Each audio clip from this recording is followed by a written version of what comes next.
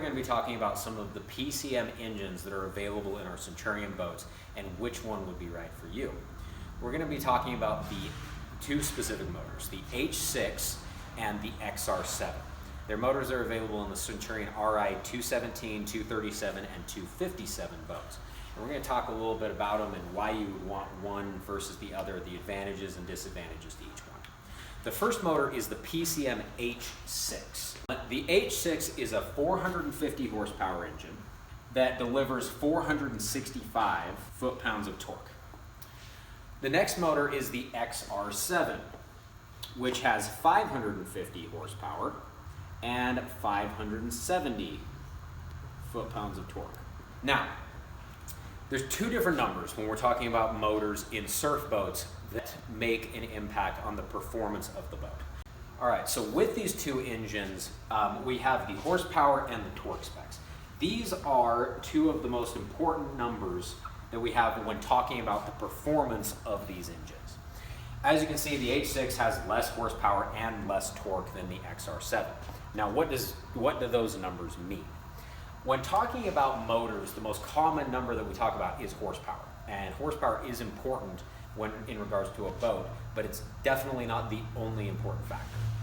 What a horsepower typically means when we're talking about these kind of boats, with the surf boats that we have that we load up with ballast, take out and go surfing, wakeboarding, etc. Horsepower translates into top end speed. So typically, the higher the horsepower, the faster the boat will go complete all out at full throttle.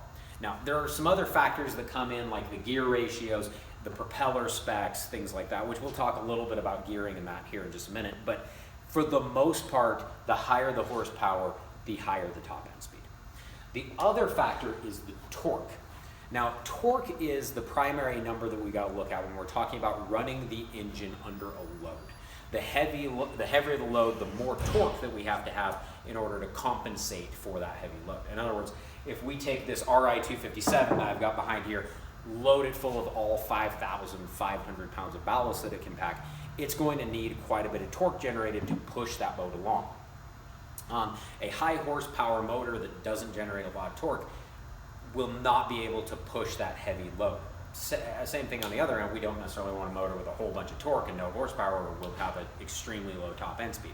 So both of these numbers are important, but the primary number that most people think about when talking about the power that a motor generates in a surf boat is the torque of the engine. The reason why is most of the time when you're taking one of these boats out, you're loading it full of ballast, surfing, wakeboarding, doing those fun activities. It's not necessarily a boat that you're going to spend the vast majority of your time just cruising around the lake. If that's the case, we can talk about some other things, but if you're looking for a boat primarily intended for surfing and wakeboarding, this number, the torque, is the primary number that you want to be concerned about. Now, in talking about these two different motors, when the engineers at Centurion were looking at what power plants they want to have in the boats, they looked specifically at trying to optimize their boats for surfing and also for wakeboarding. How they're able to achieve an optimal rating for these motors is based on the way that they are geared. So they're geared a little differently. The H6 runs a gear ratio of 1.72 to 1, whereas the XR7, the Supercharged engine, runs a gear ratio of 1.42. Now, the difference you end up having with these gear ratios is what the motor, how it performs and how it reacts. So by having a higher ratio number, it will end up generating more low-end power. However, you also do see a reduction in high-end power. It's kind of like having the gearing that you have set in your car. First gear is going to give you a lot more torque to jump up to speed, but you're maxed out on your top end. So the higher this gear ratio number in relation to 1, the more low-end power it's going to have. The closer that it is to 1, the more top-end power we're going to have. Now, why are these two motors geared differently? Well, they wanted to optimize both of them for surfing.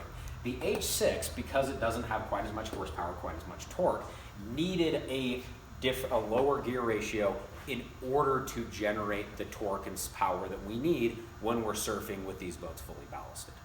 On the other side of it, the XR7 generates enough power before the gear reduction to not necessarily need as heavy of a gear reduction in the motor. So what does that mean? Well, when we're talking about surfing power, the power when the boat is fully loaded, when you got a bunch of people in it, when you're surfing with all the ballast, we talk about this number, the torque, and then we multiply it by this number. And that's how we end up getting the raw power data of how much power is displaced at the propeller.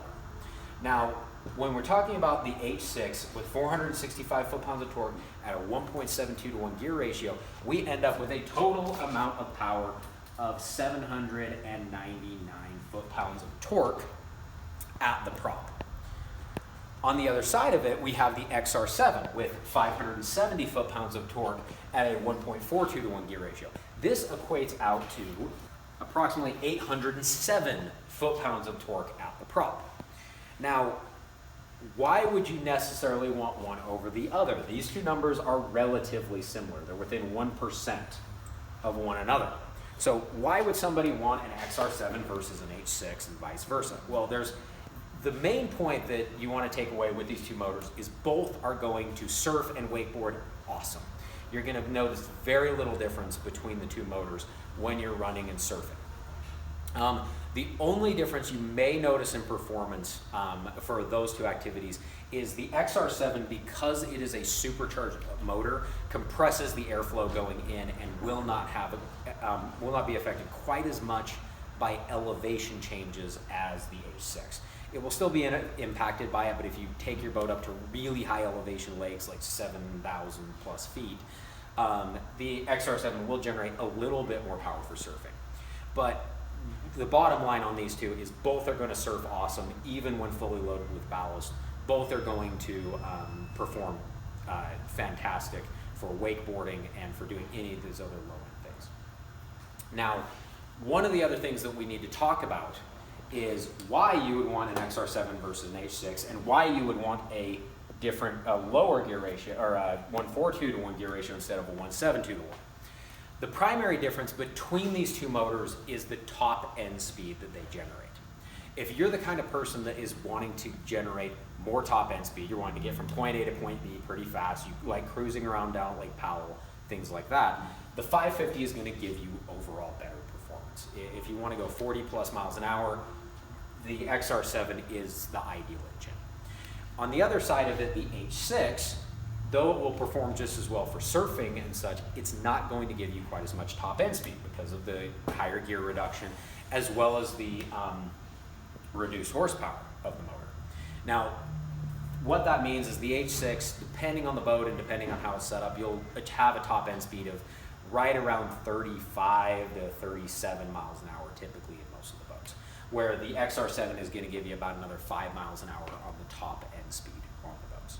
So if you're concerned about top end speed, the XR7 is the motor to go with. If you're not as concerned about top end speed, if you're the kind of guy that is going out and you're going, hey, my boat almost never goes above 30 miles an hour. We just like to cruise around a little, like through the channel Lake Powell to get to where we need to go, but we're really not going fast. If that's the case, the H6 is a great engine. The reason why you possibly want to go with the H6 over the XR7 is primarily cost savings. It's a less expensive engine. It's a little bit more fuel efficient as compared to the XR7. That's going to be the main reason you want to go with one or the other. But both perform extremely well. Now, one thing that we end up hearing from time to time is many other different boat manufacturers and boat dealers simply won't even offer their boats with a like 450 horsepower engine and say that, you know, here where we're at in Utah, you need to have a supercharged motor in your boat. Now, part of the reason that they say that is oftentimes in their boat, they do require a supercharged engine. There's a few things that we do on our Centurion RI series that are a little bit different and allow us to adequately run an H6. The first one is the way we gear the motors. By having that enhanced gear reduction on the H6, we can generate enough power to surf and to perform adequately for a lot of people.